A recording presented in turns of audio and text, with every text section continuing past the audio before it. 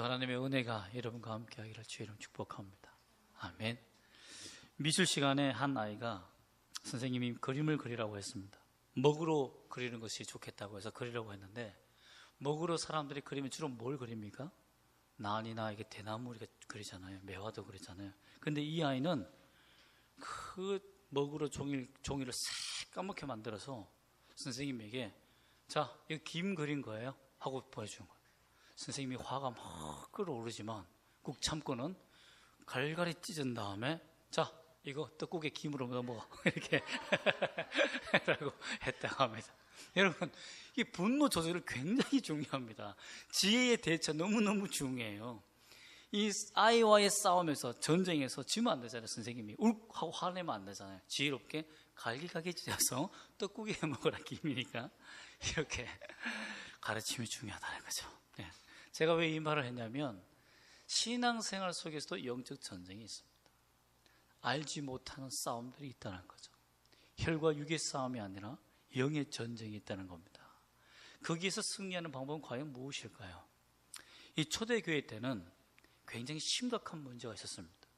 네로라는 이 황제가 특별히 심각한 문제를 가진 것이 뭐냐면, 기독교인들을 자기 정원에서 본보기로 갈기갈기 찢어서 죽이는 그런 일을 했어요. 그러니까 기독교인들을 말살하는 일을 했다는 거죠. 그러니까 독립을 요구했던 유대인들뿐만 아니라 기독교인들 중에서 열심당에 종사하고 있었던 이들은 암살을 계획한 일을 많았다는 겁니다. 네로를 죽이는 것이 옳은가? 또한 종들 중에서도 너무 기독교인의 삶에 대해서 발각되면 종들을 완전히, 여러분, 말에 태워서 도로에, 이 길거리에 그 로마는 그 돌을 만들어 놨잖아요. 그 길을 끌고 다니면서 죽였어요. 본보기로. 그러니까 너무 학살을 당하고 학대를 당하니까 주인을 죽이는 일이 굉장히 많았다는 거죠. 이런 일에 있어서 사도 바울이 걱정을 하는 거예요. 과연 사람들이 고민하게 된 거죠. 정의를 실현하기 위해서 사람을 암살하고 죽이는 것이 옳은 일인가? 아니면 그냥 참고 기도하는 것이 옳은 일인가? 여러분은 어떻게 생각하세요? 여러분, 우리가 일제치하에 있었기 때문에 암살하는 것이 옳다라고 생각하는 사람도 있을 겁니다. 과연 사도 바울은 어떻게 했을까요? 예수님이 원하는 방식은 무엇일까요? 성경이 원하는 진짜 영적 전쟁의 핵심은 과연 무엇을 의미하는 걸까요? 여러분, 우리는 우리 자신에게도 이러한 문제가 생깁니다. 사람들이 나 자신을 괴롭히는 사람들, 정말 사람을 상대하는 사람들은 사람이 나를 괴롭힐 때 굉장히 힘들어요. 그래서 뭐 감정 노동이라고 하지 않습니까? 많은 서비스업 있는 사람들이 정말 정신질환에 빠지는 그런 고통이 있죠. 한 상담가가 이런 말을 했습니다. 제가 CGN TV를 보니까 유 간사님이 이런 말을 하더라고요. 분노를 조절하지 못하고 자주 분노를 하는 것도 습관이 되는데, 그것도 정신질환 중에 하나라, 이렇게 표현하더라고요. 그러면서 가장 긍정적인 생각, 좋은 생각을 많이 해야 된다, 그래야 치료된다, 이렇게 얘기하는데, 참 우리 그리스도인들이 오늘날 살면서 감정적으로 사람을 상대해서 무너지는 일이 얼마나 많은지 몰라요. 저 자신도 마찬가지예요. 목사도 신이 아닙니다. 감정적으로 무너질 때가 참 많다는 거죠. 저는 가장 잘 넘어지는 대상이 누구냐면, 제 차 앞에 깜빡이 켜지 않고 끼어드는 사람을 잘 참지 못할 때가 많습니다. 예. 그때 제 입을 굉장히 조심해서 주여라고, 주교가 아니고 주여라고 발음할 때가 참 많죠. 여러분은 그렇지 않습니까? 또 나보다 상대가 권력이 강하면 강할수록 대항하기 힘들 때, 참 비굴하게 그 사람의 모욕을 참아내야 할 때, 여러분, 우리가 이 영적 전쟁에서 실패가 할 때가 많습니다. 차라리 그 사람이 없어졌으면 좋겠다, 이 사람과 안 봤으면 좋겠다. 이것이 영적 전쟁에서 실패하고 무너지는 일이거든요. 여기서 우리가 어떻게 살 수 있을까요? 어떤 사람도 부부 간에, 또한 가족 간에, 자녀 간에, 청소년들과 엄마 사이에, 참 이런 고부 간의 갈등, 이런 전쟁은 정말 피를 튀기는 전쟁이 아닐 수 없습니다. 살벌한 전쟁이죠. 그래서 오늘날 가정이 많이 깨어지고, 정말 사기도 많고, 또 사람을 죽이는 살인적인 일도 많이 일어납니다. 그냥 이런 모든 문제들은 사람을 상대하는 일이에요. 근데 실제적으로 악한 영의 지배를 받고 고통을 당하는 사람들도 있다는 겁니다. 사실 귀신 들린 사람들은 능력 있는 자가 예수 이름 물리치면 해결이 돼요. 그런데 가장 심각한 문제는 뭐냐면 멀쩡하게 돌아다니는 사탄의 지배받은 사람들인 거죠. 병원도 마찬가지입니다. 정신질환에 고치는 의사 선생님도 사람은 멀쩡한데 돌아다니는 정신질환자가 가장 문제 아닙니까? 교회도 마찬가지예요. 사람은 멀쩡한데 영적으로 고통받는 사람들, 사탄이 그의 사상과 생각과 모든 감정을 지배하고 있는 사람들. 드러나면 치료하기 쉬워요. 의사도 드러난 병은 치료하기 쉽잖아요. 미친 짓을 하니까 얼마나 치워요. 병원에 가둬서 약을 먹여 치료하면 되니까. 안 드러나니까 문제인 거예요. 한 번씩 정말 심각할 때 드러내니까 문제가 되는 거죠. 이런 일에 대해서 우리가 영적 전쟁을 어떻게 해야 할 것인가? 어떻게 우리가 영적 전쟁을 할 것인가? 사람과 상대하면 되는 것인가? 그것이 아니라는 겁니다. 사람 뒤에 숨어있는 영적 존재를 우리가 발견해야 한다는 거죠. 그래서 거기서 보면 우리가 핵심적인 구절로 12절 말씀 한번 읽어볼까요? 시작. 우리의 씨름은 혈과 육을 상대하는 것이 아니요 통치자들과 권세들과 이 어둠의 세상 주관자들과 하늘에 있는 악의 영들을 상대함이라. 여기서 말하는 통치자들, 권세자들은 이 땅의 통치자들과 권세자를 말하는 게 아니에요. 하늘의 권세자, 이 땅의 권세자를 반복해서 강조하고 있습니다. 또 이 어둠의 세상 주관자들, 바로 사탄들의 졸개들을 말하는 거죠. 마귀들의 졸개를 말하는 거죠. 마귀는 원래 하나입니다. 그리고 그 밑에 있는 졸개들이 있다는 거예요. 그래서 귀신들, 악한 영들로 이렇게 표현하고 있는데요. 악한 영들을 상대하는 것이 우리의 영적 전쟁의 본 대상이라는 거예요. 적이 누군지를 간파해야 해요. 우리가 나를 괴롭히고 나의 감정을 괴롭히고 힘들게 하는 그 사람을 사람으로 받아들이면 실패한다. 내가 그 사람을 기대하고 그 사람이 이런 좋은 사람이니까 이렇게 되겠지. 그게 아닙니다. 나 자신뿐만 아니라 누구도 사단의 밥이 될 수 있다, 노리게 될 수 있다는 것을 인정하고, 내가 거기에 빠지거나 내가 그런 사람을 만났을 때 사람에 대해서는 불쌍히 여길 수 있는 긍휼함을 가지는 것이 영적 전쟁의 비결이라는 것입니다. 그 전쟁의 첫 번째가 뭐냐?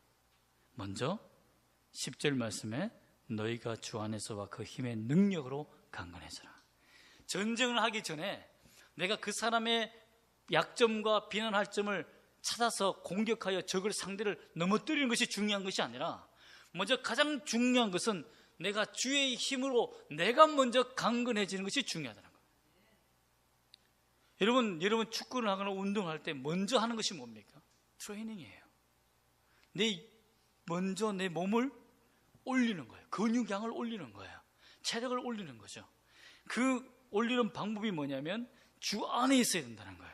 그리고 그의 힘의 능력으로 있어야 된다는 겁니다. 그 힘의 능력이 말하는 것이 뭘까요? 에베소의 핵심은 십자가입니다. 주 예수 그리스도가 죽을 수 있는 권세로 하나님이 되셨다는 거예요. 하나님이 죽을 수 있는 신이 되었다는 거죠. 이것이 주의 힘입니다. 세상 사람들은 무너뜨리고 파괴하고 이런 것이 하나님의 힘이라고 생각하지만, 막 기적을 일으키는 것이 하나님의 힘이 아니라 죄인을 위해서 사랑으로 죽을 수 있는 힘이 능력이라는 거예요. 이 능력으로 영적 전쟁을 기본으로 해야 된다고 말합니다. 이것으로 강건해져야 된다는 거죠. 내가 성도를 위해서, 특별히 목회자는 주의 성도들을 위해서 죽을 수 있는 그런 사랑의 힘을 가지고 있어야 된다는 거예요. 나만 사랑해줘. 사울 왕처럼 나만 사랑해줘. 백성의 사랑을 갈급하는 목회자가 아니라, 여러분도 마찬가지입니다.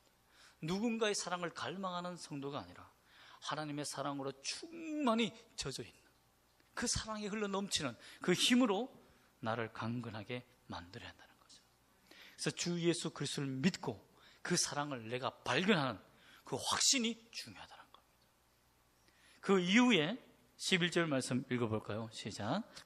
마귀의 관계를 능히 대적하기 위하여 하나님의 전신갑주를 입어라. 사도 바울은 마귀의 관계가 있다라고 말합니다. 마귀의 계략이 있다는 거예요. 악한 영의 존재가 있다는 겁니다. 참 많은 과학자들이나 많은 철학자들도 이해할 수 없는 성경의 하나의 분야가 뭐냐면 영의 존재인 거예요. 영. 마귀가 있다는 거예요. 마귀의 존재가 있다는 거예요. 악한 영의 존재가 실제로 있다는 거예요. 실제. 이게 추상적이 아니에요. 어떤 신학자는 이 추상적인 이념적인 철학적인 존재가 아니냐, 마귀의 존재를 보지 못했기 때문입니다. 제가 마귀의 실체를 보고 난 다음에 저는 그런 생각을 다 지워버렸습니다. 마귀는 실제로 존재, 실체입니다. 실제. 그냥 악의 형상이 아니라, 악의 어떤 그런 성격이 아니라 실제로 사탄이라는 존재가 역사하고 있습니다. 그들이 생각하는 관계라든지 회의라든지 이런 모든 지혜는 어떤 기독교인들도 무너뜨릴 수 있는, 목회자들도 무너뜨릴 수 있는 계략이 있습니다. 여러분, 그러므로 그 관계를 능히 대적하기 위해서 대적을 해야 된다는 거예요. 이겨내기 위해서는 무엇을 입어야 된다? 하나님의 전신갑주를 입어야 된다. 하나님으로부터 오는 갑옷을 입어야 된다는 말이죠. 내가 만든 것이 아니라, 내가 세상의 지혜와 실력과 능력을 쌓아서 공부해서 리더십을 배우거나 인격을 수행하는 것이 아니라 하나님으로부터 오는 특별한 갑옷이 있다는 거예요. 그것이 뭐냐? 그것이 바로 12절 말씀 보면 첫 번째 해야 될 상대를 파악하는 것이다. 아까 처음에 얘기했죠. 두 번째로 우리가 살펴본 것은 뭐냐면 서서, 14절 말씀 읽어볼까요? 시작. 그런즉 서서 진리로 너희 허리띠를 띠고 의에 호심경을 붙이고. 서라, 서서. 이것은 여러분 지금 14절부터 시작되는 17절까지의 말씀은 고대 전쟁의 모습을 그대로 묘사하고 있습니다.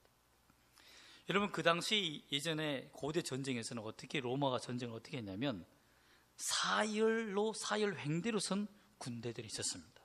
저 멀리 광야에 적들이 있잖아요. 그럼 앞에 어떤 사람이 있었냐면 앞에 기마병이 있어요. 기마병. 말을 타고 있는 병사들이 서 있습니다. 오늘날로 말하면 탱크와 같죠. 탱크로 먼저 쓸어버리는 거예요. 확 쓸어버리는 거죠. 그런 일을 하기 위해서 서 있는 거예요. 그 다음에 뒤에 뭐가 있을까요? 방패병이 있어요. 방패.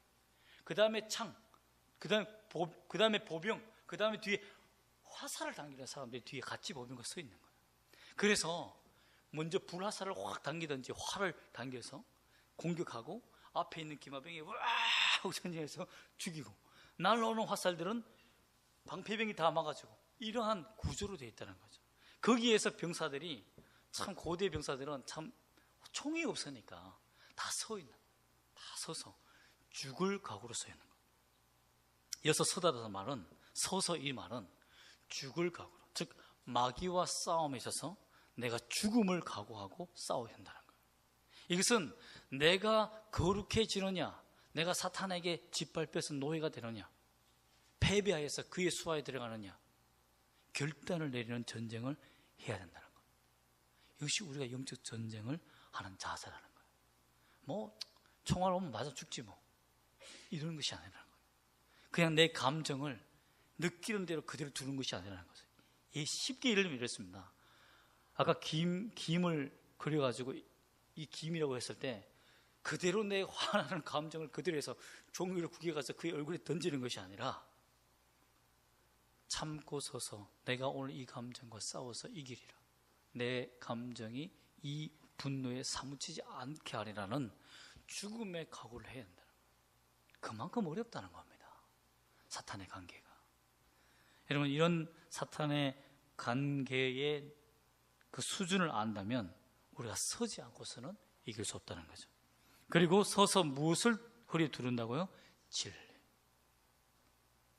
이것은 하나님의 말씀을 의미하기도 하지만 그 중에서도 핵심된 하나님의 정확한 말씀을 의미합니다. 무엇이 진리이고 무엇이 거짓인지를 이 세상은 굉장히 헷갈려요. 이것은 뭐냐면 진리가 무엇인지를 알아야 된다는 거예요. 진리만을 골라낼 수 있는 능력이 있어야 된다는 거죠. 수많은 인터넷상에 여러분 사상과 생각들이 참 난무합니다. 굉장히 난무해요. 제가 지난주에도 얘기했지만 하나님의 복음에 대해서, 믿음으로 구원받는 것에 대해서 해방하는 이들이 얼마나 많은지 모릅니다. 행위가 또 남을 구제하는 것이 이웃이 예수다라는 그런 신학 사상이 우리 신학교 때부터 엄청 많았어요. 그 민중이 예수다. 그래서 민중을 섬기는 민중 해방 신학. 그러면 그렇게 되면 한편, 오늘 주보에도 실었지만 한편 강도는 이웃이 없잖아요. 행위로 구원받은 게 아니잖아요. 그 사람은 주 예수 그리스도를 믿음으로 구원받았잖아요. 오직 왕이심을 인정함으로. 이런 성경에 여러 가지 퍼즐로 흩어져 있는 것들을 진리를 모을 수 있는 통합적인 사고, 진리를 발견할 수 있는 자석적인 믿음, 이런 것이 없으면 다 무너집니다. 다 무너집니다. 그래서 사도 바울이 수많은 사상과 철학을 앞에 두고 서서 목숨을 걸고 진리가 무엇인지를 발견해낸 거예요. 여러분, 쉽게 넘어갑니다. 똑똑한 사람일수록 더 쉽게 넘어가요.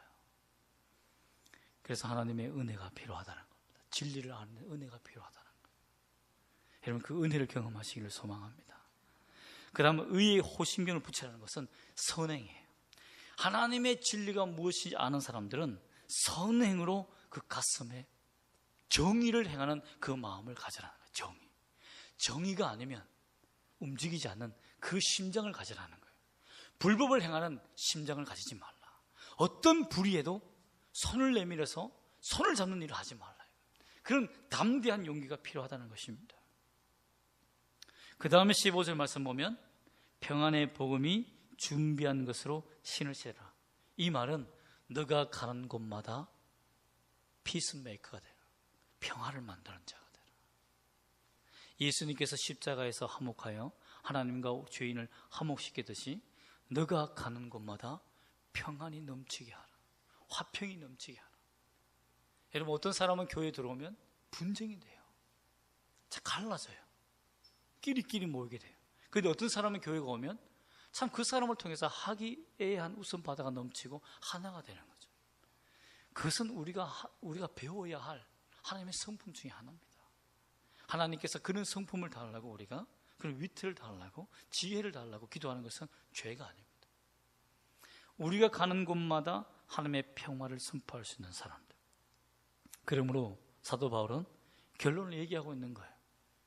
내가 칼로 내 주인을 죽이고 네로 황제를 암살하고 이렇게 해서 하나님의 나라를 도래하는 것이 아니라 내가 가는 곳에 화목과 화평과 주인과 종이 화목할 수 있는, 그러면 먼저 예수 믿는 사람들이 희생할 수밖에 없는 거예요.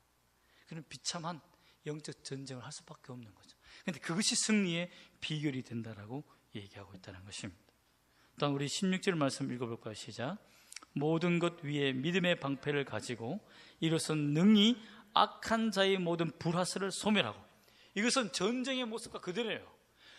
우리가 공격하기 전에, 기마병이 달려가기 전에 먼저 뭘 쏜다고요? 화살로 확하게 쏩니다. 엄청난 수많은 화살. 여러분 영화 같은 데 보면 화살이 빼곡하잖아요. CG로, 그죠? 그렇게 만들어서 막 맞아서 죽는 장면이 나오잖아요.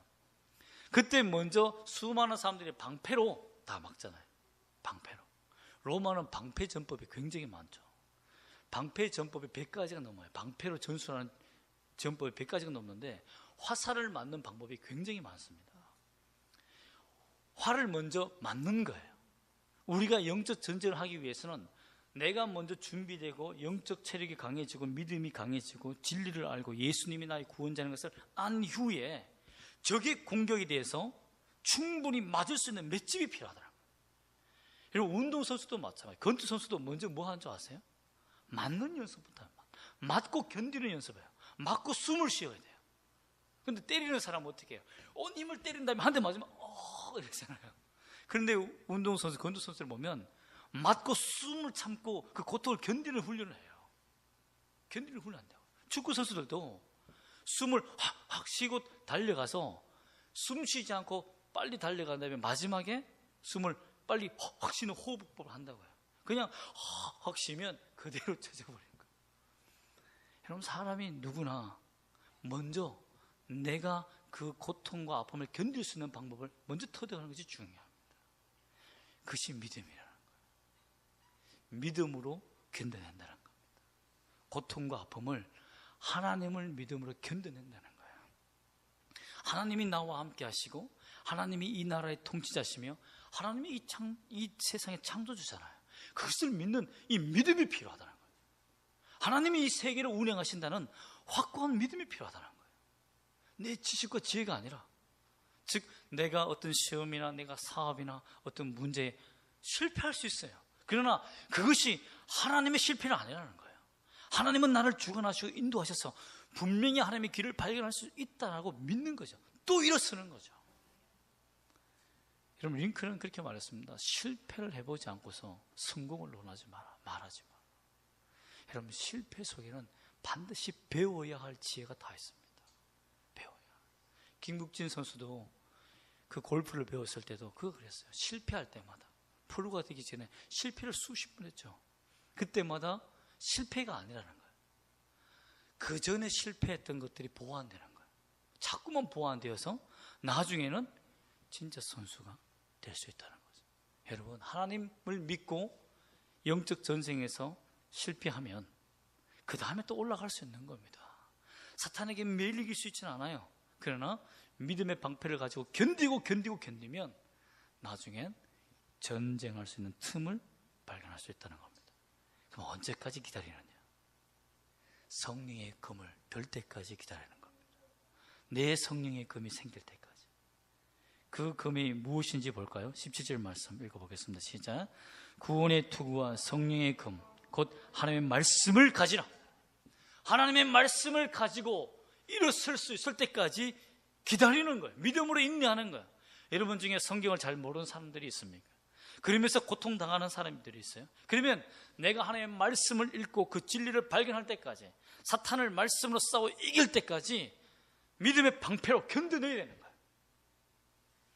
하나님의 말씀을 주실 때까지, 그 말씀이 내게 임하여서 그 말씀으로 변화되는 그 순간까지 기다리는 인내가 필요한 겁니다, 여러분. 그러므로 성령의 검은, 구원의 투구는 뭡니까? 구원의 확신이죠. 하나님이 나를 구원하셨다. 내가 하나님의 자녀다.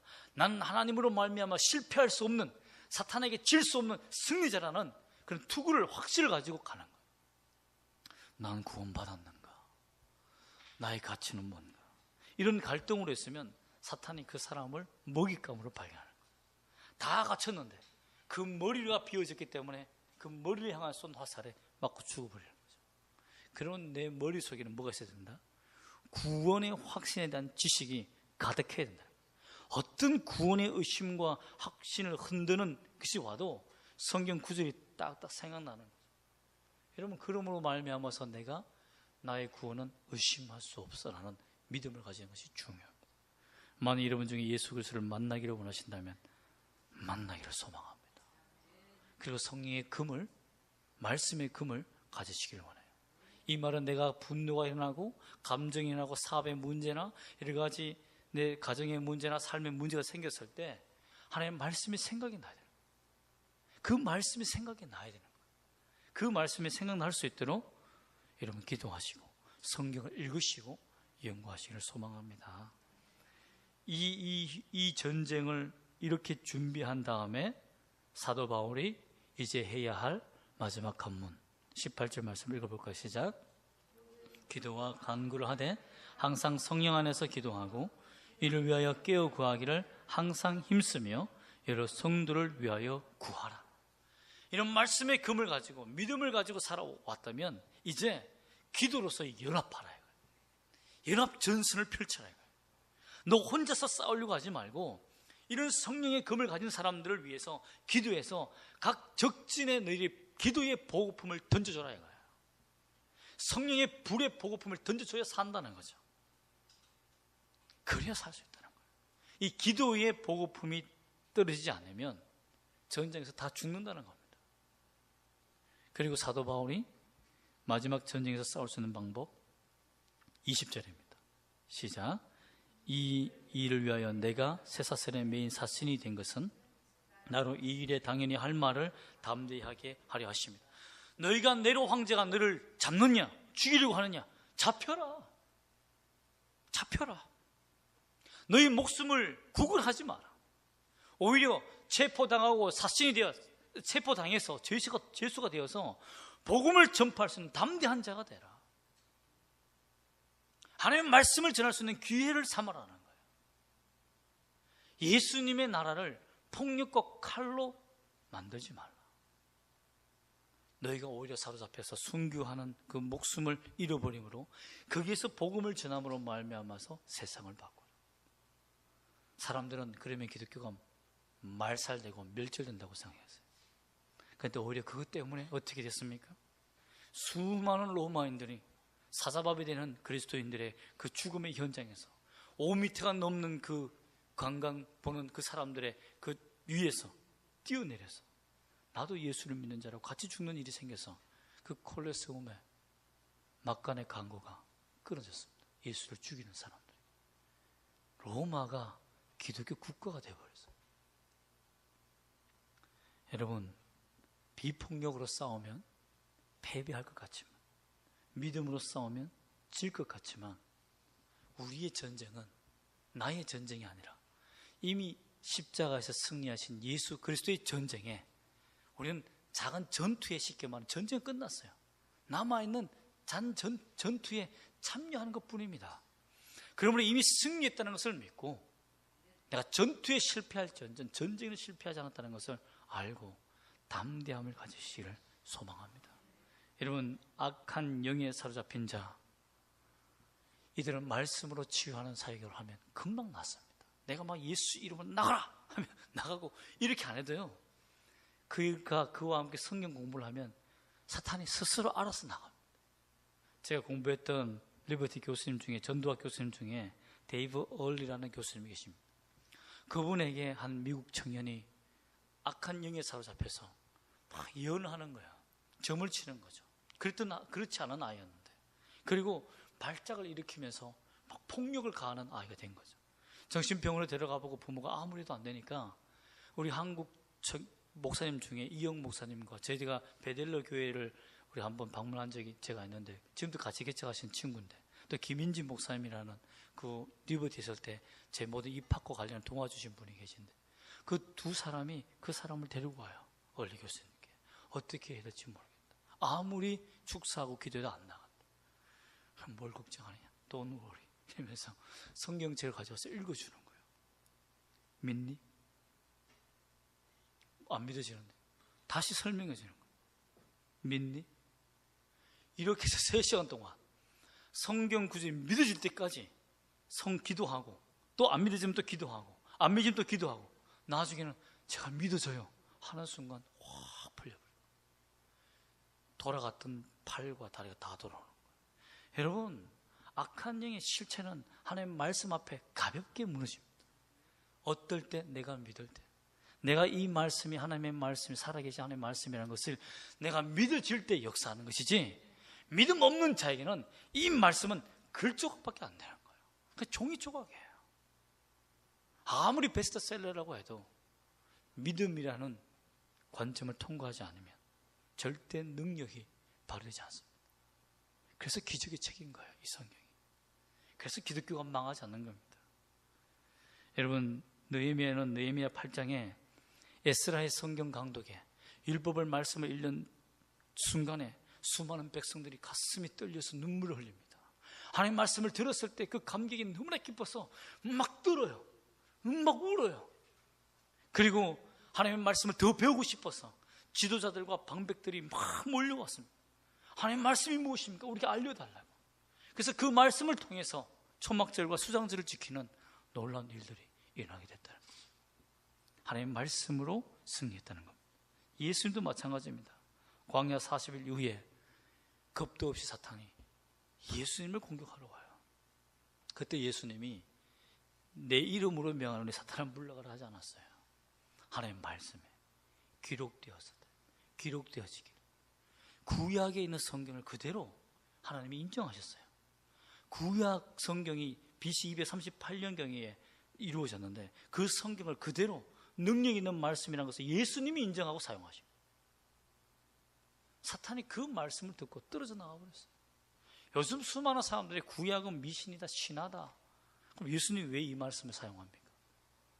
여러분, 믿음으로 하나님의 말씀을 믿는 자들에게는 예수님 같은 능력의 말씀이 나타납니다. 잘못된 사상을 이길 수 있는 힘, 그 성경. 예수님을 따라가는 거예요. 말씀으로 싸우는 겁니다. 그럼 말씀 따라합시다. 말씀이 영적 전쟁의 무기이다. 고린도전서 14장 19절, 고린도전서 14장 19절 말씀을 제가 읽어드리겠습니다. 여러분이 한번 집에 가서 찾아보지 않기 때문에 지금 한번 찾아보겠습니다. 고린도전서 14장 19절, 고린도전서 14장 19절. 저는 이 말씀이 오늘날 기독교의 핵심이라고 생각합니다. 물론 핵심은 따로 있겠지만 그래도 여러분이 신앙생활 할 때의 기도생활과 삶의 핵심은 이 말씀에 다 포함되어 있습니다. 한번 읽어보겠습니다. 고린도전서 14장 19절 시작.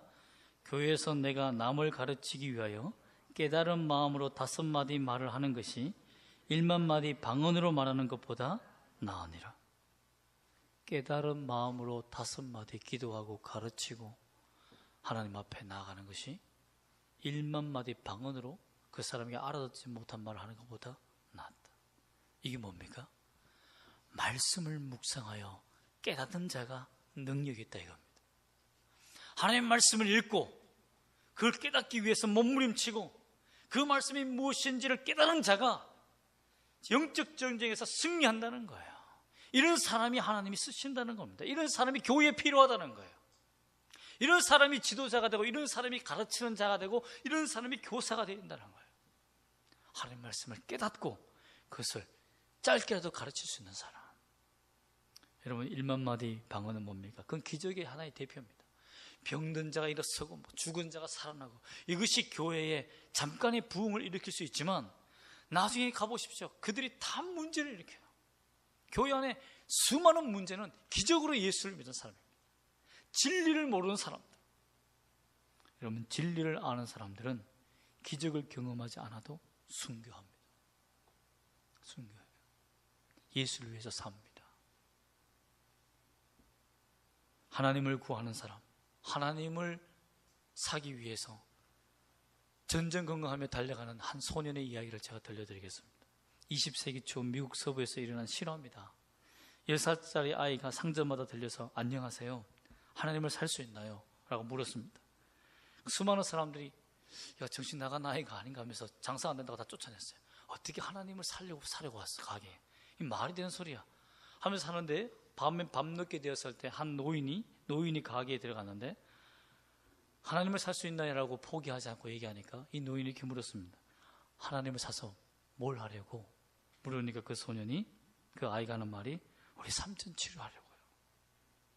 우리 아버지도 돌아가시고 어머니 돌아가셔서 삼촌이 날 키우셨는데 이 삼촌은 저희 아버지와 같은데 살릴 길이 없는데 하나님을 만나면, 하나님을 구하면 된다고 하길래 구한다는 말이 사는 걸로 오해한 아이는 산다고 생각해서 돌아다닌다는 거예요. 네가 얼마를 가지고 있느냐 하니까 1달러라는 거예요. 이 노인이 그래, 하나님은 1달러 딱 살 수 있다. 야, 하나님 1달러는 어떻게 알았니? 1달러 주라 하면서 하나님의 키스라는 음료수를 그렇게 주면서 삼촌이 갖다 주면 나을 거야 라고 한 거예요. 삼촌 막 살았다면서 막 먹으라고 한 거죠. 그런데 안 일어나니까 그 음료수가 도착하기도 전에, 입 안에 마시기도 전에 문이 쫙 열리는 거예요. 미국에서 가장 잘 나가는 의사 300명이 온 거예요. 그 사람을 살리기 위해서 300명이 방문해서 10억이 넘는 수술을 마치고 그를 살려냅니다.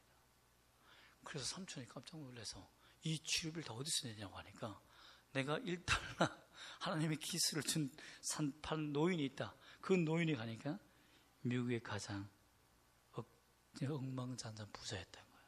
그 사람이 여행 가고 지금 없어서 만날 수가 없다는 거죠. 여러분, 하나님을 구하는 어린아이에게 하나님이 이 노인을 만나게 하신 것처럼 하나님의 말씀을 구하는 우리의 심령이 이런 마음이 되어야 된다는 거예요. 하나님, 이것이 무슨 말씀입니까? 이것이 무슨 뜻입니까? 그래서 만난 하나님의 말씀은 기적의 하나님이에요. 달콤한 말씀이에요. 여러분, 이런 심정으로 하나님의 말씀을 읽어야 됩니다. 오늘 1년 동안에 일독해야지 막 이렇게 하는 것이 아니에요.